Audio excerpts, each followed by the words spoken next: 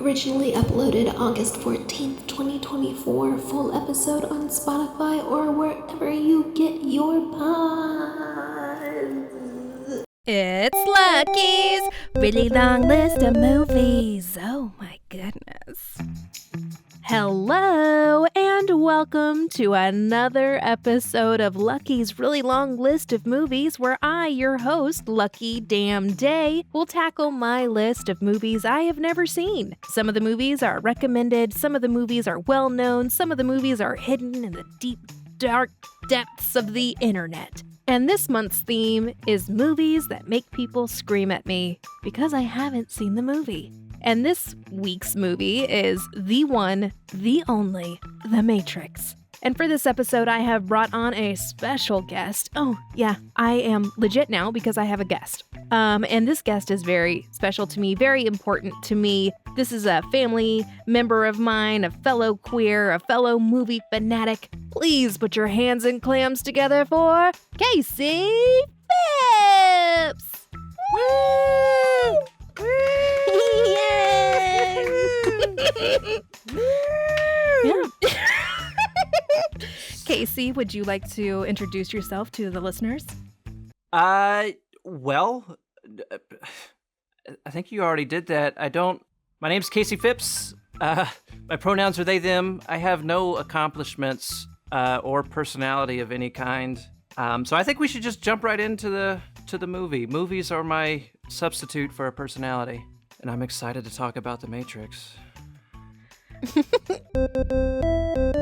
All right, so the first topic of our major topic, The Matrix. I really want to start with talking about 1999. This is when the movie came out, and that was a long time ago. But not that long, though. Back in 1999, I really want to talk about the culture, the pop culture. What were young people doing? What were the teens doing? Basically, the people that went to go see The Matrix. I think that young people and teens, or families in general, they were able to introduce a lot more technology into their day-to-day lives. Like in 1999, it was a lot more common to have laptops, a family computer. The internet was like out in the home. Because like in the 80s, if you had a cell phone or a computer, you were like a rich bitch, basically. Right. Or a nerd. Or you just... Or a nerd. Or a fucking nerd. Like a computer was just a TI-83. Like the same kind of person who owned a computer owned a Texas Instruments graphing calculator. You know? Wow. You sound like a nerd just saying that. Well, I owned a computer, so... Well, I'm glad you confessed now. Again, like the technology is being introduced into the home. We have DVDs, we have CDs, so you're able to walk around with like CDs and you can listen to your music while you're skateboarding. You can throw them at people. You can throw them like ninja stars. We had these AOL CDs. Do you remember those? Like AOL was the internet. I don't know how you got on the internet without AOL. But they would send you a CD. They would send everybody on the planet a CD every week. And then they would just collect in your house like dust bunnies. Yeah, I definitely remember all of those like AOL CDs. Like they were almost like everywhere in the house. They were in everyone's house. Yeah, it was an infestation. Everyone's getting used to the internet. Everyone's getting familiar with technology. Everyone's getting familiar with like terminology around technology. Yeah, I know. So it's becoming like easier to understand. Right. It didn't even have like a name yet. Nobody knew what to call it. So like we call it the internet now, but right. There were all these names. We're like, no, it's not the internet. That's too clunky. You got to call it the net, or it'd be like, no, you got to call it the World Wide Web, or you got to call it cyberspace. Cyberspace. That's a fun one.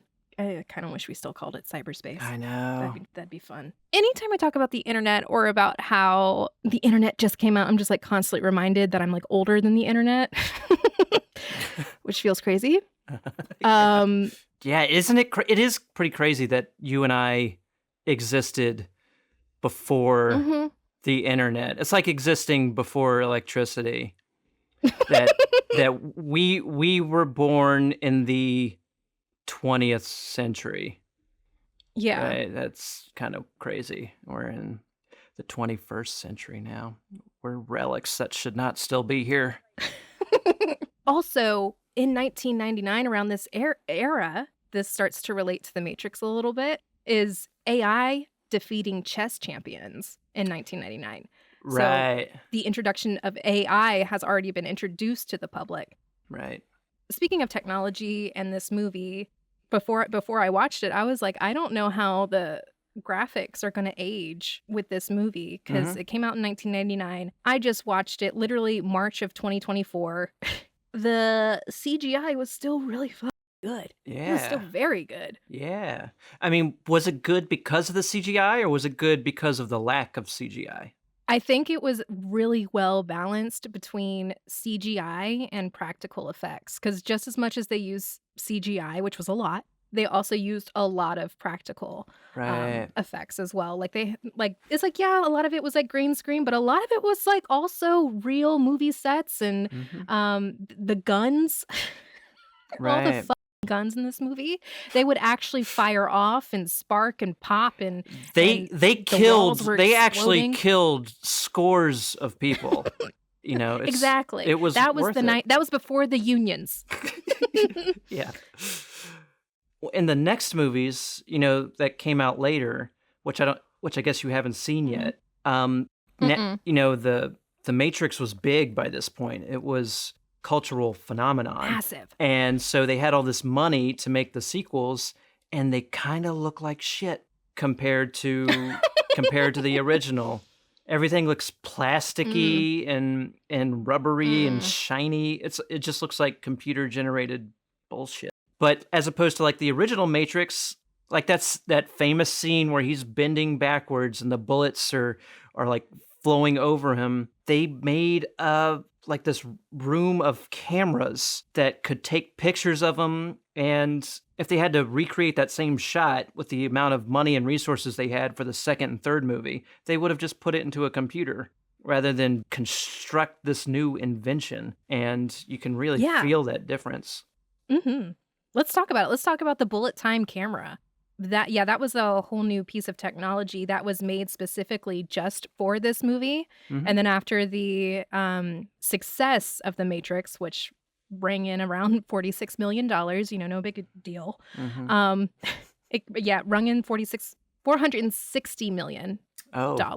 See, you said both of those, and both of them sound the same to me. Anything over about $300, I'm like, wow, good for them. I mean, don't movies make like how much money does like some bullshit Marvel movie make now? What's the one that they turned into a meme? Morbius, whatever that was, Morbius. You're making that up. I don't think so. No, Morbius. Morbius? All right, so you don't know what Morbius is. I want you to tell me right now, who is Morbius? Morbius. What's his superpowers? Okay, I'll tell you how the Morbius movie starts out. It's a golden retriever, and he's trotting down the street. And he has a really fun bandana around his neck. And then all of a sudden, a bunch of yogurt spills out of a truck in the middle of a street that he's trotting down. And then an entire wave of yogurt arches over Morbius, the golden retriever. And then it's freeze frame. It stops. Everything stops. And then he goes, "Hi, my name's Morbius. Well, this is my life." And then it just like breaks into like a guitar song. And it's all about Morbius, the dog, who has to save maybe like a few children from cancer. Am I close? From cancer? Yeah. Ever heard of it? But yeah. but what? How do his superpowers help a few children with cancer? But the yogurts give him what can he superpower, not do? Right? Some kind of cancer fighting superpower. Yes, I would say that the yogurt is actually full of probiotics and some nuclear elements as well. And when they soak the dog takes it, you know, like it's kind of like he absorbs it through his skin. So if you pet him, you get better. Oh, okay. Yeah, this does sound like a poor performing movie. This one I don't have as much faith in. Also, so like he was named Morbius before the radioactive yogurt. Like his Yeah, owners named him 'cause his- Morbius instead of like Max or Yeah, something. his owners are like a little pretentious. Gotcha. Morbius. Yeah. The friendly golden retriever who fights some cancer. Yeah, okay. And I'm coming into the Matrix right off the heels of Parasite. Oh. If anything, this entire podcast makes me feel like I'm unpacking a matrix of my own. Like, I feel like I'm just taking in so much Yeah. information, so much perspective. I'm just like, oh my Yeah. God. And I'm watching so many thought-provoking movies this month. Next month, it's just going to be pure trash. And I cannot fucking wait. I need a break. Yeah. But this month, it's like a lot of critically acclaimed movies. And I'm just like, oh God. And just like watching Parasite, I'm just like, what the fuck? And then I'm watching The Matrix and I'm just like, for fuck's sake. And like, and next I'm going to be doing The And Godfather. you're listening to Rage Against the Machine. Yeah, I'm listening to Rage Against the fucking Machine. Come on. That's just a therapeutic thing to do, is just yell, come on, like Rage Against the Machine. I mean, that's all their music is Yeah. just therapeutic screaming. And it's screaming about... It's not even screaming. It's just like it's like a therapeutic belch. Yeah. You know? It's like Fuck you, I won't do what you tell me. Ugh. God, that just feels fuck you, good. won't do what you tell me. That- Doesn't it make you want to beat the shit out of somebody? Yeah, it makes me just want to like fight for my rights or something. It's really nice. Bring back Blockbuster. Yeah, bring back Blockbuster. I would love Blockbuster to come. Oh, yeah, 1999. There was Blockbuster. Before we take a deep dive into Blockbuster, we gotta take a break for our super serious sponsor. That's right, we have ad breaks now because I told you I'm legit now.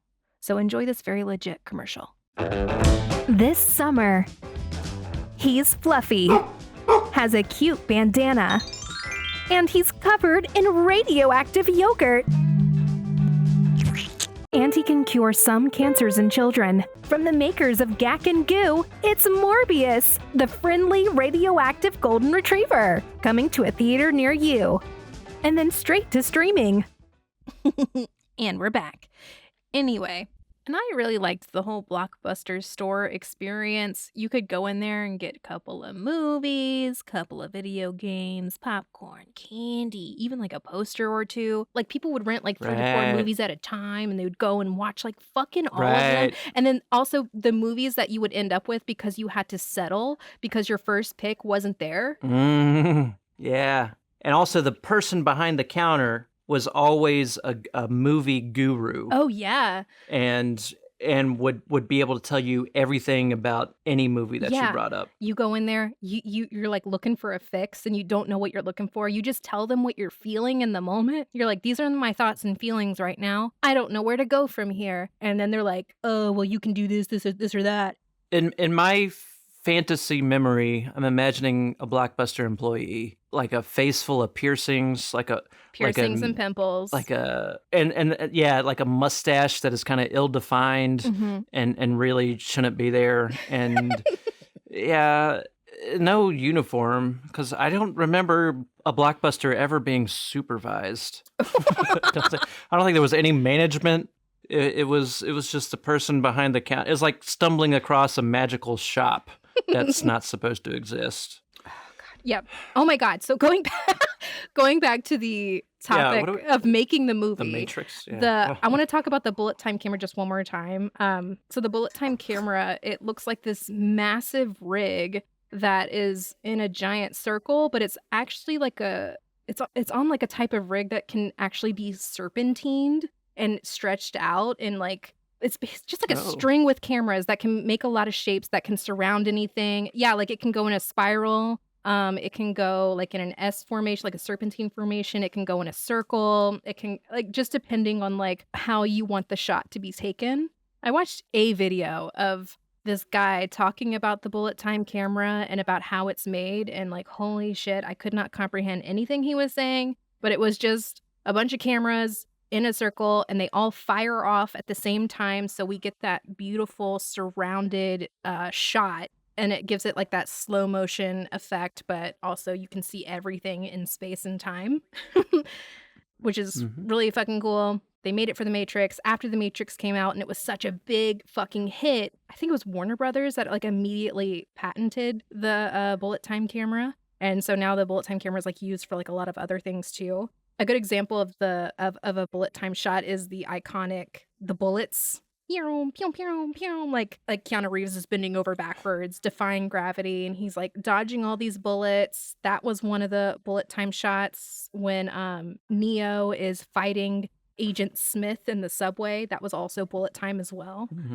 Wait, which shot was that? That was bullet time? The bullet time in the subway? The bullet time shot in the subway is when they're jumping in the air and they're pointing guns at each other and right. That's a bullet time shot. And I guess another bullet time shot was right at the beginning, right, with Trinity. Yes, when she's doing the mantis kick in the air, just like a minute in.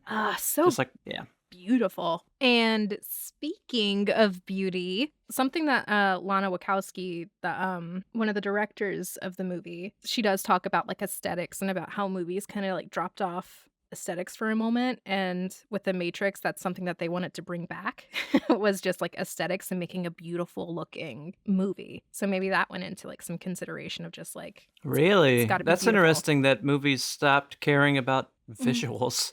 Yeah, it's kind of a broad statement. So maybe it wasn't like all movies, but The Matrix definitely brought in some really refreshing visuals. I just love the whole aesthetic of the Matrix universe. Like it has its own vibe and feel. Like if you were to make the Matrix today, if somebody had this idea today and it had never been done before and they made a movie out of it, it would look just like everything else that is in the movie theater. But like the way everything looks like it's made out of garbage is really cool, and it all looks like a 90s computer that you've taken the shell off of. And it's just guts, just mechanical digital guts, and it's all dirty, and it feels like a resistance that's outside the Matrix, and then inside the Matrix also has its own vibe. The black trench coats and the sunglasses, the slick back hair, like nothing else feels that way, Right. And this aesthetic had people by the fucking throats. Like when it came out, I think it really helped us walk into the millennium. Yeah, as you said, like the vibe of the Matrix and then the vibe of the real world, they're a little different but very specific. I think about that scene. It's like, again, I'm still talking about like the first half of the movie. I swear to God, I've seen the entire movie. But like the first half of the movie when Mr. Anderson is in the office of his boss because he woke up late and the boss is like, all right, Mr. Anderson, you either show up on time or we can't pay you. Bleh. Right. Even then, it's like really high contrast. It's really cool toned, really lightly lit, but also lightly lit. Brightly lit. Wow. And there's like a lot of like cool tones, blue tones, and just like high contrast, which reminds me of how I would edit my MySpace pictures. They all looked like that. And what about all that like techie looking coding? That's worth mentioning is that the actual code that falls from the top of the screen like rain, that is so aesthetically perfect that like back then in the 90s, computers, you would have to open up MS-DOS, which would just be that black screen with the green cursor. And now, since the Matrix, like you can't use the colors black and green on their own anymore. You can't look at those two colors together and not go Matrix in your brain. And it's like this phantom green on a black background specifically. Yeah, that's just really cool. So we're still in the beginnings of it. It's still being shot, and the actors, Keanu Reeves, Carrie-Anne Moss, Lawrence Fishburne, they all went into kung fu training about 4 to 6 months before the movie. They had full kung fu training, and they also did basically all the stunts by themselves, which was crazy and cool. And I know that The Matrix, there's like a lot of wire work, like a lot of people are being hoisted up and flung all over the place. I was actually watching a behind the scenes clip of Carrie Ann Moss and Keanu Reeves during that scene where they're walking into that building and they go through security with just bags and bags of guns. Um, Right. um, the guns just like make me laugh because I'm just like, it's the Matrix. You should be able to like bend and use reality at your will. But I guess, Keanu was like still in training. So, of course, bring in the bags of AK-47s. So when they're in that lobby and they're like shooting up the place, there's like cement flying, the pillars are exploding everywhere and like all this stuff. And during that scene, Carrie Ann Moss has to like run up the side of a wall. And once she gets to the top, Right, she right. has to do like a backflip, land on her feet and fire her gun. Actually, Right. during the making of that scene, she actually really fucked up her ankle. Like she fucked it up. And it took 4 months to heal. Really? But she still powered through and did it. And this was also her very first movie she ever did. Really? Yeah, she used to be Oh, this was her first movie? this Really? this was her first ever movie. And also it paid her jack shit. It paid her shit. She hardly got paid. And she's like, well, I would have done it for free. They know that. And after the movie was made, she was like contemplating, like she was like preparing to be a waitress again because she had like no money. But then, luckily the movie came out and she became a part of like a franchise and she's branched out and done like all these like really cool things. But yeah, but anyway, back to the Kung Fu. They all had to go through and do Kung Fu training. And when they're fighting on set, they have like an entire Kung Fu team. So they're doing Kung Fu and they're also attached to wires and doing Kung Fu in the fucking air. And it's like also, that is choreography. That is so much choreography to learn. And the best part about it is it's Lawrence Fishburne and Keanu fucking Reeves fighting fucking Kung Fu in the fucking air. It's amazing. And Carrie Ann Moss fucking kills it. Hey, hi there. It's Lucky from the future. And I'm sitting here and I'm editing this and I just wanted to pop in here and let you know that Casey's mic cut out. So they did share my excitement in this little bit. They thought it was really cool that all that was going on in the movie. So I just want to let you know I wasn't just yelling at my sibling and they're just sitting there in silence waiting for me to finish. That's how it usually is, but in this specific moment, they shared the excitement. Okay, thank you so much. I'm going to let you get back to the episode. Thank you so much for holding on. I know it's a really hard episode to listen to because of all of the errors, but thank you so much. Love you. Now I want to talk a little bit about the PR for The Matrix, the advertising for The Matrix, the public even finding out that The Matrix is a movie. Like, we talked a little bit about The Matrix before, and you talked a little bit about the advertising for the movie, like whatisthematrix.com, and there's posters everywhere of like, whatisthematrix.com. Yeah. The movie was coming out. People really didn't know what it was. People didn't know what The Matrix was. You had to go to like www.whatisthematrix.com and then the website will ask you for a password and then you have to type in the word steak and then like it just like pulls up this website. Yeah. Do you remember? Yeah, I'm trying to remember what it was. I'm trying to remember. I do remember that everything back then was www. dot. You had to say it every single time. Yeah. You had as if it was a legally binding prefix. Like so you would have to go to www.whatisthematrix.com. And like the marketing campaign for this is as much the movie as the movie itself. Like the movie experience started in the weeks leading up to the premiere. So it was kind of a viral marketing campaign that advertised through like little tiny mysteries here and there. And it got a lot of people talking and asking, what the fuck is this? What is the Matrix thing that I'm seeing everywhere? This question that's being posted. And then when you went to whatisthematrix.com, it didn't give you any information. Like if you went to any movie coming out right now and just went to their website, you would see the poster and you would see a synopsis and you would see a trailer that gives away most of the movie. But when you went to whatisthematrix.com, it showed you something that was even more confusing. And so a lot of people were hyped up just wanting to know, okay, what is this thing?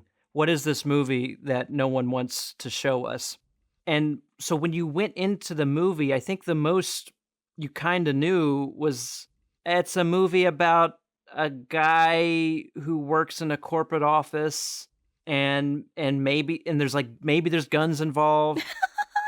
Maybe it's like a lethal weapon kind of thing, but in a corporate office. Like what was that movie with Angelina Jolie where they would spin the bullets as they shot the gun? Fuck, I don't That's remember. probably it's okay. You don't need to, but no one does. That's probably the most people expected from the movie. So they go into the movie with, at best, a wrong expectation and most likely no expectation. Yeah. And then from there, you're just constantly, from the moment Trinity does her 360-degree mantis kick and gets sucked into a telephone, and then you don't see that again for a while. You go to just this software programmer in his life, and you kind of forget about whatever the intro was, and then you just keep asking this question: what the fuck is this? What am I watching? Yeah. And it just builds and builds and builds to the big moment where Neo wakes up in the Matrix. You realize what's going on. The question is finally answered, what the Matrix is, and it melted people's brains. So now I want to talk about 1999 in regards to the Matrix. So 1999 was a year where we are yet again preparing for the end of the world. And I'm talking about Y2K. For our younger listeners out there, in 1999, there was a lot of widespread panic about computers and their ability to compute that the year has now changed. We are now going into the millennium. They thought that there was going to be a lot of shutdown, and that all of these computer systems that we rely so heavily on could just crash as soon as the year changes. You can still look them up to this day. There are a lot of commercials and a lot of infomercials about buying Y2K doomsday kits of canned food, candles, how to start a fire, a radio, flashlights.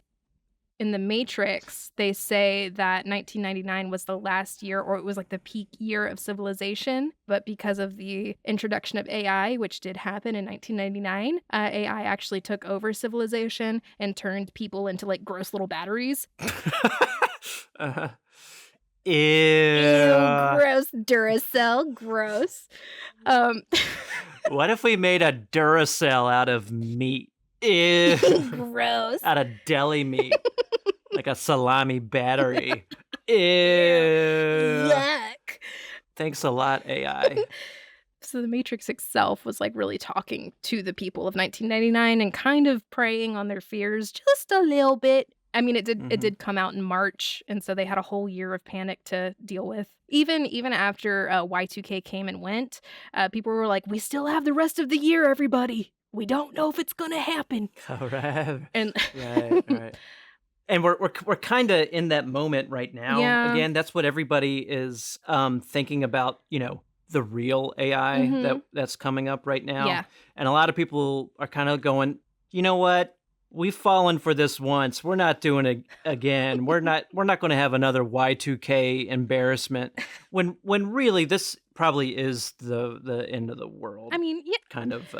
Kind of invention, I think. Yeah. So. No, it's trash. It's totally unnecessary. We still don't have the cure to cancer and all these other ailments. Everyone's still fucking starving and fucking homeless. But no, yeah, let's just go ahead and make some AI to replace the artists.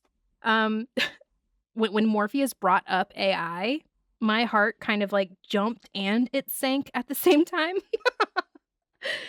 Because I was like, oh, fuck. Because also for the listeners, I'm also trying to make an existence in voiceover, and what a time to do it. You great. Yes. Yeah, great. So my world is actually caving in. But yeah. You didn't even get started. I didn't. No. Let's see. What other sinking ships can you jump on? Well, back in the day when TVs came out, the movie industry started to tank. But then, Barbara Streisand made A Star is Born, and it kind of made the industry come back. So, Yeah, that could be you. Oh, it could be We me. could be witnessing a star being born right now. and I'm being born like Keanu Reeves when he wakes up in that disgusting little goopy baby pod in the Matrix. Oh my God. Speaking of, that's one of my favorite scenes of the movie. I think I've declared it. I mean, I have a lot of favorite scenes. That's one of my fucking favorites. Uh-huh. I loved it so much. Okay, why? Okay, because, all right. Because it's one of those big balances between CGI and practical effects. And no one does slime and goop and gross and gook like the fucking 90s. That shit is Oh, yeah. is thicker than leather. It is Yeah. so disgusting. My entire childhood is gack, Gack. and slime Gack from and Nickelodeon. goop and you know, we did, didn't we? We had an obsession with goo. with goo, and we had an obsession with goo and critters because it's fun. Like Teenage Mutant Ninja Turtles. Yeah. Like their whole origin story is just goo. And like Power Rangers, like their villain. Like, I love the Power Rangers, and their villain was just goo. Just goopy gooey. Like in the first movie. Anyway, we had a thing for goo. It was Why did we like goo so much? I appreciated it.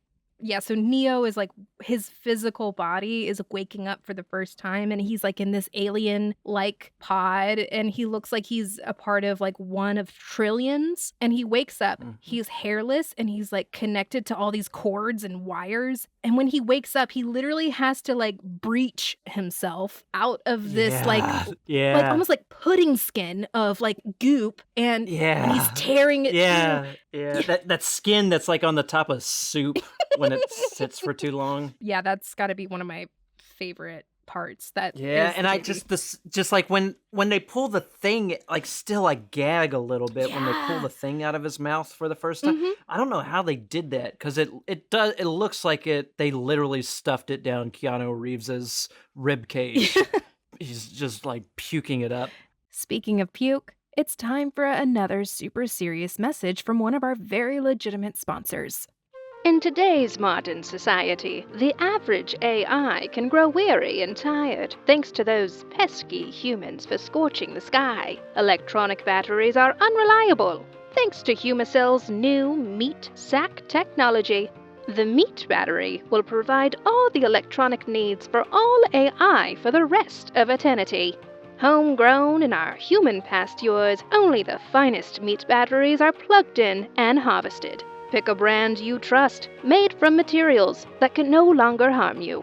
Humacell, where humans finally serve their purpose. Speaking of special effects and how effective they were, something that made me like crawl out of my fucking skin was the belly button bug. Yeah. Yeah, what the actual flippity fuck? So when it's Agent Smith, right? Yep. So when Agent Smith, who also did an amazing job. Like the way he talks is just so schniveling, and it's just so... Do you know what he based that performance on? He based it on a real person. No, what? Can you guess who it is? His boss? No, like a president. No, like a real celebrity. So like see, it's just if you once you hear it, you're like, oh God, how did I not see that sooner? Can you guess? Yeah. No, who? I didn't even try. I guess. Carl Sagan. Carl Sagan. Now I gotta look him up. Hold on. Oh, Carl Sagan. He did those old PBS documentaries about the universe. The universe is a vast and exciting. And then once you hear it, you're like, oh my God, they're identical. So yeah, Mr. Anderson, like you could totally hear Carl Sagan doing that. So gosh, oh my gosh, he did such a good job. Like the way he's like reading Neo's report back to him, like, you help your neighbor take out her garbage, and then he like twitches a little bit because Neo's doing like something nice for somebody and it just pisses him off. Yeah. But during that scene, I was not anticipating Neo's mouth, dissolving into his skin. Yeah, that still gives me a panic attack. hate watching that scene. I know every time it freaks me out. When I was watching it, I was like, that's like kind of scary. And it just really speaks to like his, oh God, what's that really good word for like having ownership over your body? Autonomy. Autonomy. Yes. It hurts you right in the autonomy. And then so that they like make his mouth go away. And he's like, that's a direct quote from the movie. And they like lay him down on the table and they, I have such issues with belly buttons. They put a shrimp in his belly button. Yeah. They fucking put a demonic techno shrimp in his fucking belly button. And it is so disgusting how it goes in there. First, it comes out as like this little pin, and then it like grows into this shrimp with really long feelers, like about like 6 feelers that are just whipping around, searching for a host. Yeah. And then they get close to the belly button, and then you'll just see these antennae just one by one just like slither its way into the fucking belly button. And then it just drags itself into Neo's belly button. It's like its tail is like whipping around. Oh, right. Yeah, so I was introduced very early into the movie that the CGI was going to be impeccable. The Matrix is definitely one of those movies that people kept going back to watch. A lot of people didn't understand it. A lot of people got it immediately. A lot of people like adopted their own meanings to it and changed their life forever. Don't you have some stories about how your friends, like when they walked into that theater, they were different people by the time they walked out? Yeah, absolutely. So like I wasn't really big into movies at that age. Some of my best friends went to see The Matrix and they came back like different people. Like it was almost a religious experience for them. It just changed everything for them. So like the idea that we're living in a simulation is something that everybody's thought about now. But I think back then nobody even could conceptualize it as an option. And like, so like when Neo wakes up in that goop, I think people's brains, once they started to consider the reality that this is possible in some conceptual way, we might actually, none of this might be real. And I think probably in that moment, people were very aware, not just of the movie, but like the seat they were sitting in and the body they were in, and starting to question the things. popcorn they're eating. Yeah. And just questioning reality. And I know I had one friend who said that when he came out of the theater, he had to like take a break because he was just like looking around at everything for like the first time, looking at reality almost through new eyes. There was just this question now in everybody's brain that was not there before. This philosophical idea that maybe this isn't real. And so, people would go back and watch it over and over and over again. And just in that first week or so. And I remember kids at school were talking about it for months afterwards. It was more than just a movie. It meant something. Yeah, it like tickled people's brains. Right. You know what? Another thing worth mentioning is Keanu Reeves himself. So like Keanu Reeves at this point in his career was, I'm pretty sure he was like a comedy actor. I think also people came into The Matrix seeing Keanu Reeves on the poster, and that probably also lowered their expectations, because it'd be like if like fucking Jack Black, was because what did he do before this? He did Bill and Ted. Bill and Ted. He did the surfing movie, but he definitely wasn't. He wasn't like John Wick like he is now. He was pretty typecast into goofy roles. Like a goofy lover boy. Yeah, he like does Point Break, and he also does Bill and Ted's Bogus Journey all in the same year. yeah. Do you know who the first pick was for Neo? No. You don't know? I know. Look at me. I'm so excited to tell you this.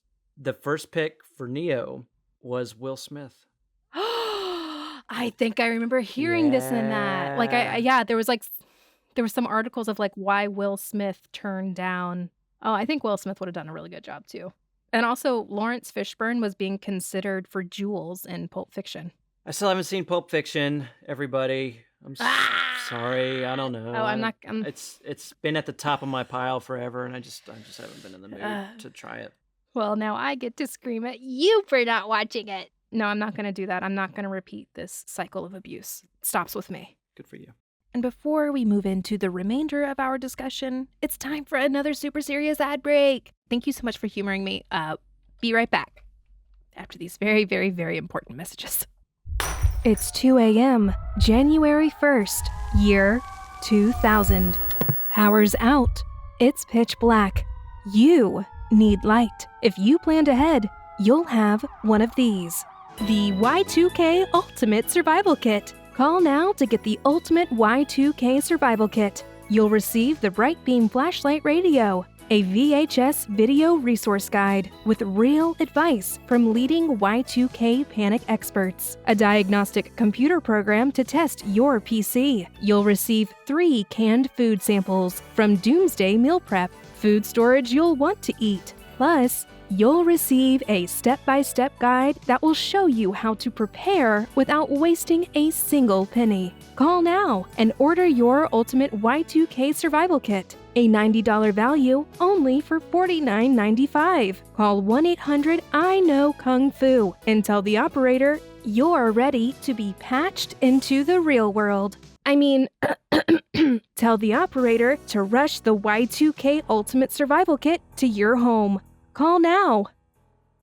Okay, so now we get to go into the coding and the themes and all that stuff. So do you want to introduce that analogy? Oh, that kind of coding. Yeah.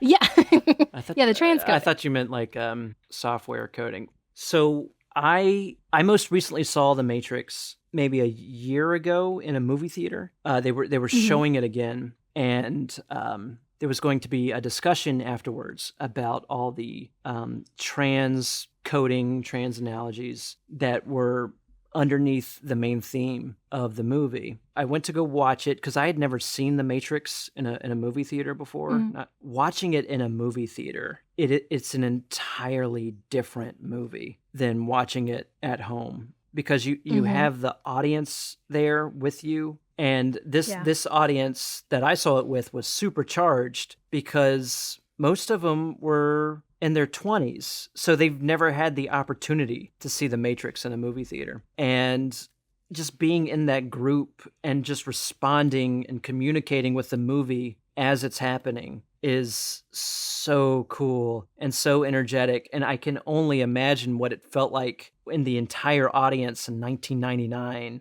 So I watched the movie, and afterwards there was a discussion led by someone who was trans about the themes underneath it. And so I'm trans, and I had seen The Matrix before I realized that I had gender dysphoria. And The Matrix was just like, oh, that's a cool movie, you know? And then when I watched it again after, I put a label on these feelings I've had my whole life, on this gender dysphoria that I've been experiencing. I watched The Matrix again at home, and the whole movie had a life to it that I had never noticed before. And I had to pause it a couple of times to cry. And yeah. And so then I went and watched it in the movie theater with a bunch of other people who were either trans or questioning their gender. And so the discussion afterwards was really good, and people standing up saying what part of the movie resonated with their own experience with gender dysphoria. It's like every single line hits on such a deep level. So I should say that the directors of the movie, is it Lily and Lana? Is that their names? Yeah, Lily and Lana. Lily and Lana. So I don't think they endorse this perspective. I think that they say publicly that was never their intention, was to make a trans allegory. They do support people who see it that way. I think that's probably true. I think that they probably did not intend for it to be a trans allegory. But I know that for me, I do a lot of creative stuff. I write a lot, and I've written a whole lot of stories. And when I go back and read stuff that I've written before I realized I had gender dysphoria, I realized that all of the themes in my stories were me trying to put gender dysphoria into words and not realize it. And that's kind of how I'm interpreting their intentions with The Matrix. They just wanted to make a really cool movie based on all their favorite animes. And they had all these kind of big general questions that were on their mind. And they probably had all these feelings that they couldn't quite put their finger on. And I think that just came through in The Matrix and everything they wrote, because they had this filter that they hadn't quite put a label on yet, or it was maybe at the front of just everything that they were thinking and feeling at the time.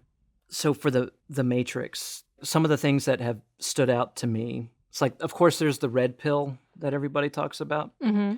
The red pill, people say that estrogen in the 90s was a red pill, which is the HRT that people who are trans feminine take to kind of curb that dysphoria. When Neo takes that red pill, that's what he takes to wake up. That's kind of one clue that has been interpreted as kind of a trans code and a trans signal. But once again, I don't think the Wachowskis endorse that. There's also just the themes of like reflections, like seeing your reflections and stuff. For me, my gender dysphoria, it happens in reflections. Like I have such a weird, uncanny valley sensation that takes over whenever I see my reflection. And there's so many reflective surfaces in The Matrix. There's also like the character of Switch. Yeah. Like I love Switch. Switch is so cool. And Switch. So cool. And also the coolest looking one. Coolest. I'm just going to say coolest outfits, hands down, is Switch. Did Always dressed in all white. Did Switch also have one outfit that was just like bindings, like gauze tape? Or am I thinking of another character? There's this one outfit that Switch has where it's a long white trench coat, white, probably like pleather pants, white boots, but their top was like this rubbery, it was like a rubber translucent white tank top that they would wear. And it was like the coolest shit ever. And everybody would always be dressed in all black, but Switch would always be in white. To you, did that costume seem similar at all to maybe like a binder that somebody who's trans masculine might wear? I mean, I did see like the chest underneath, and it was like really, I would say like constrictive. Like it wasn't, the silhouette of the outfit did not present like a breast or hourglass. Right. It was like torso, legs, arms, guns. Right. Also for Switch, and this is something that the Wachowskis did intend, was for Switch to be played by two different actors. One actor in The Matrix and then one actor outside of The Matrix. That would have been kind of the smoking gun, I think, for gender dysphoria being a real theme here. Because what your image of yourself in your mind is very different than the physical form that you actually have a lot of times. That's how gender dysphoria presents. And once you start seeing everything through this lens of gender dysphoria, I don't think there's a line in there that doesn't ring true in some way. Like I remember one person in the audience stood up and they were crying. They said that they've been questioning their gender. And the line that stuck out to them was when Morpheus was first talking with Neo while he was recovering. And Morpheus says something along the lines of, we don't do this. We usually can't wake people up after a certain age because they're so ingrained in the system that they go crazy. Yeah, there's certain things that the mind can't let go of. Right. And this person was saying how that line really resonated with them because they personally were questioning their gender so late in life, and it was really, really scary for them because they worried that maybe it was too late, that they caught it too late, and that they kind of wish they could put the genie back in the bottle because at this point in their life they're so ingrained into, I guess, the Matrix, into this reality that society has forced upon them that they might not be able to break out of it.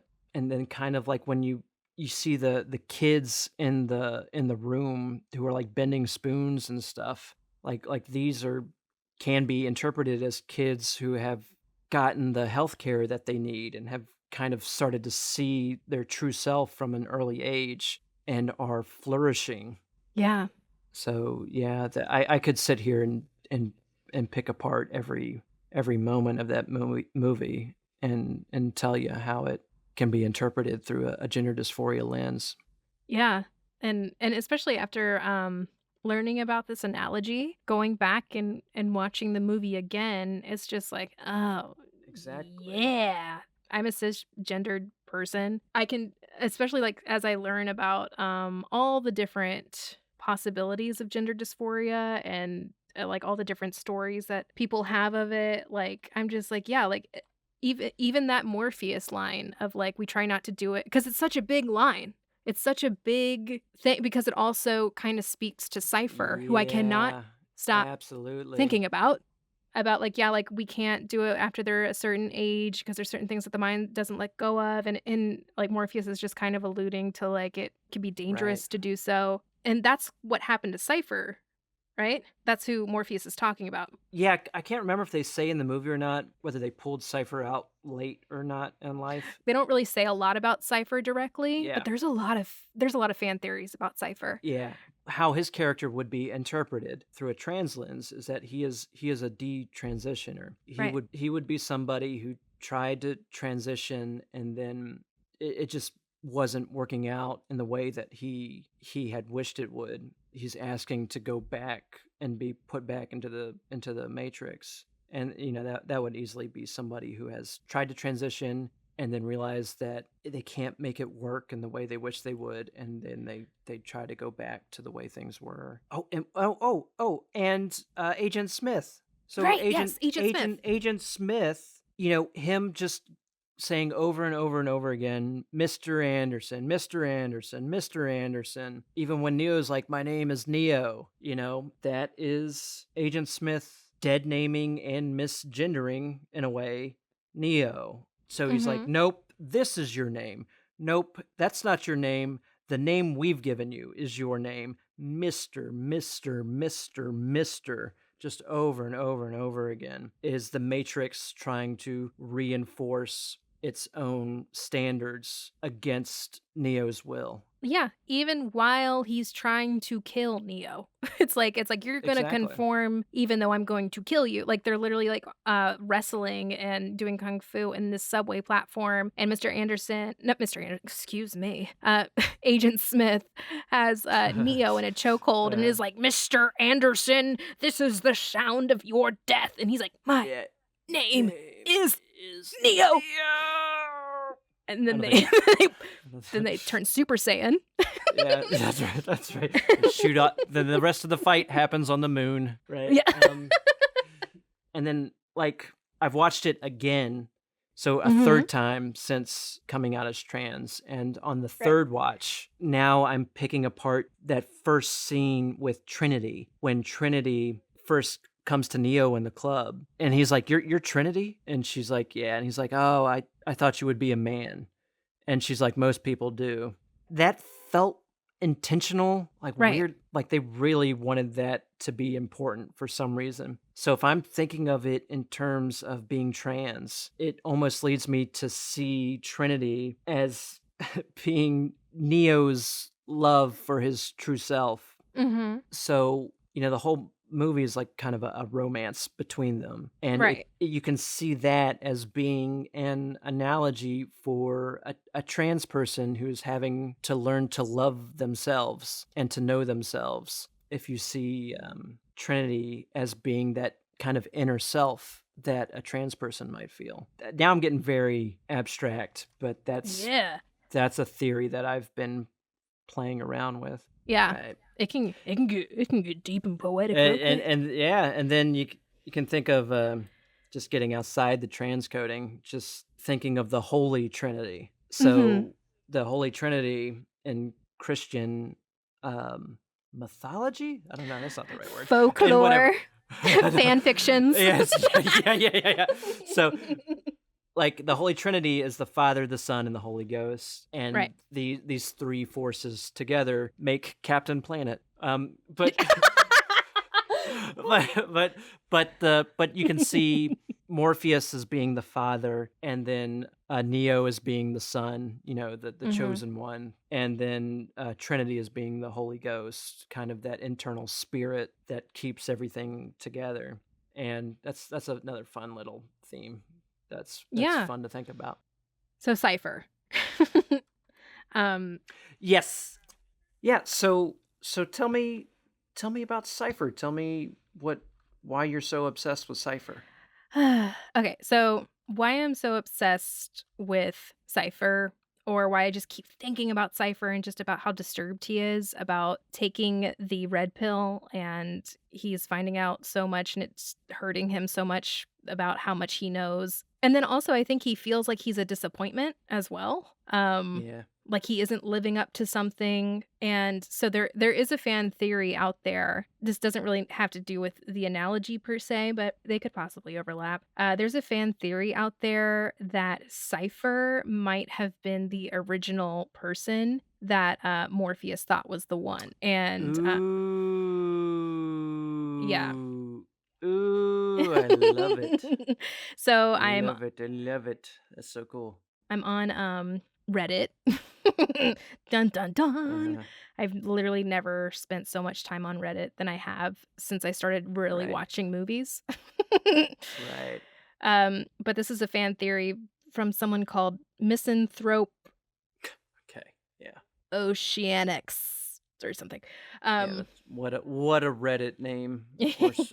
So they just go on to talk about how they were rewatching The Matrix, and Cypher's just seems to be carrying around this chip on his shoulder, and he's like, he's the one that's always mocking the whole mission. He's mocking The Matrix. He's mocking the real world. He's mocking even, knowing all this shit, being awoken. They start talking about that moment when when Trinity goes in and like gives Neo this like tray of food and checks in on him and strokes his hair, makes sure he's doing okay. She like she leaves his room. Also, another great practical set thing is his room in the Nebuchadnezzar, and that giant door she closes. Right. So after she closes the door, Cypher whips around the corner and he's looking at her and he's like, I don't remember you ever doing that for me. And Ooh, I know. Yeah.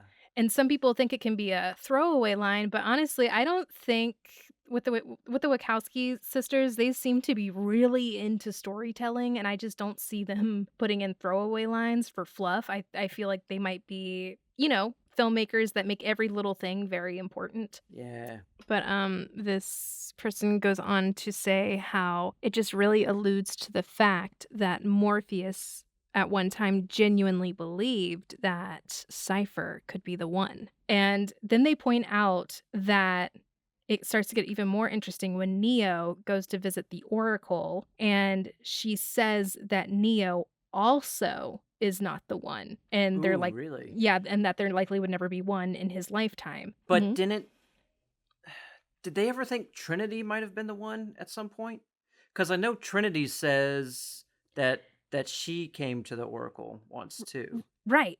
So when Trinity came to the Oracle, this is also a whole nother theme in the movie is choices. When Trinity goes to the Oracle tells her whoever you fall in love with is the chosen one or whatever. And so that's why when like Neo is shot, she's like, you can't be dead because, the person that I love, it has to be the one. And then, she kisses him and awakes him with true love's first kiss. And then they wrap up this theory. I'll read it verbatim. They say, this is driven home when Cypher betrays the group. He jumps on Trinity's body and literally says, quote, I could have been great, but you never loved me. Insinuating incorrectly that her love for him would have transformed him into the one.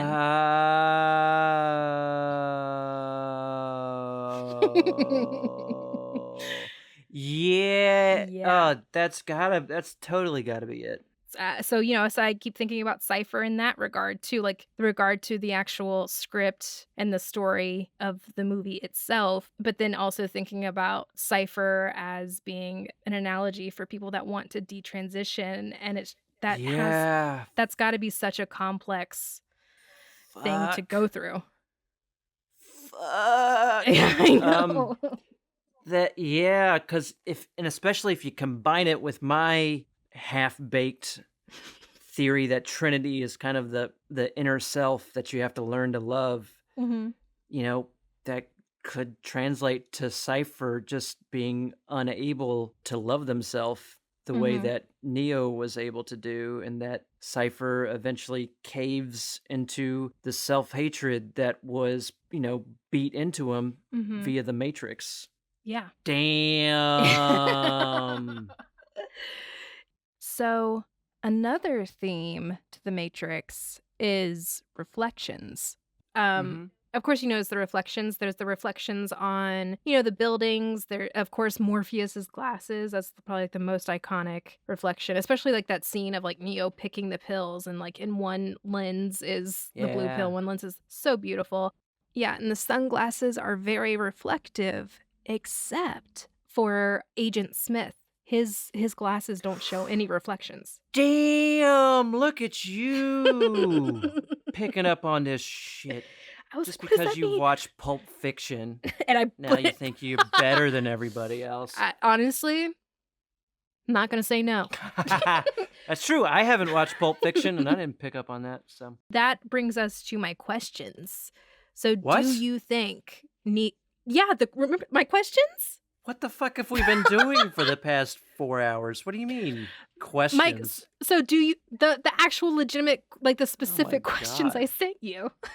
I didn't actually Lord. read the email. I just Jesus, you asked me to write it. No, I sent it over to you. I got fucking bullet points. I even did some underlining and some bold. Oh man, that sounds like a really nice email. No, I did read it. I just can't remember what the questions were. I thought we had covered everything. Because I did use your email to prepare to make sure that your work did not go unappreciated. Yeah, so you did answer some of them, so I won't ask the ones that you've already answered. If this were a simulation, like real life, if this were a simulation and you had the capabilities of Neo and you could change and alter the code to the Matrix in real time, what would you do with that power? Is that Neo's power? I guess that is his power. Yeah, like he's like, whoa, I can like jump inside of agents and crawl around in their eyeballs. That's true. He is. And dodge bullets. That's what I would choose to do too. I would swim around in people's eyeballs. I think Neo had it right. My next question. How frequently do you think about the Matrix after you saw it? That's a good question. I haven't thought about it hardly at all since I first saw it, any more than I thought about, God, I don't know, the Jumanji movie with like the Jumanji movie with The Rock. Like how much? Oh, that one. How much have you thought about Jumanji with The Rock since you saw it? This is probably my first time thinking about it. But ever since coming to terms with being trans, I think about it a whole lot. Jumanji or The Matrix? Both equal, in equal amounts in different ways. Six of one, half a dozen of the other. Okay. I've never seen Jumanji. Am I missing something about Jumanji? Oh my God, me either! I've seen like 5 seconds of it. And all right, and I think that is it. Okay, good. Yeah. Finally. Wow! And that's our show. That wraps up The Matrix. Thank you so much, Kasey Phipps, for being here. Another round of applause. Come on! I'll put some sound effects in. Yeah, it's my pleasure. Thank you so much for having me. I really enjoyed it.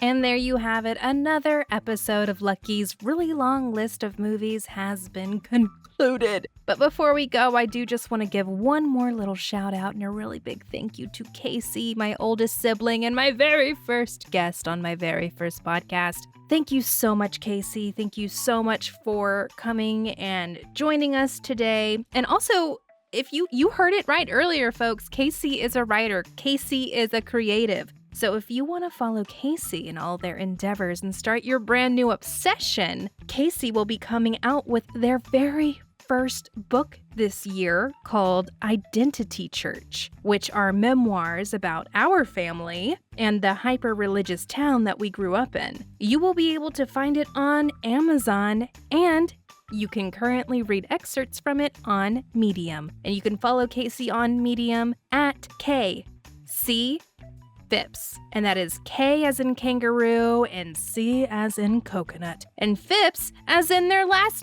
name, which is spelled Phipps. So stop being silly and go follow them and look into their writing. It's really, really, really good. They've also done an episode on Rumble Strip about gender dysphoria, and it's really cool. It's really great, and it's very vulnerable, and they did such a good job. Oh, and if you want to follow me and all the crap that I do, and it is crap compared to what Kasey can do, you can follow me on TikTok, Instagram at lucky.damn.day. You can find me anywhere. Pretty much if you just type in Lucky Damn Day or lucky.damn.day and you'll find me. And I will see you next week when we tackle our final film of our first category, films that make people scream at me. And our final film of this category is The Godfather. Yeah, I'm going to be tackling The Godfather. Many dates have been ruined because of this movie. So if you would like to watch The Godfather before the episode, you can find The Godfather on Paramount Plus, YouTube with a premium subscription, Amazon Prime, Google Play. You can rent it there, and you can also rent it at Fandango as well. So go watch it. It is worth the watch. And then I'll see you next Monday when we talk about The Godfather. All right, my lovelies, that's all for me today. I love you very much. Drink your water, and goodbye. Come on!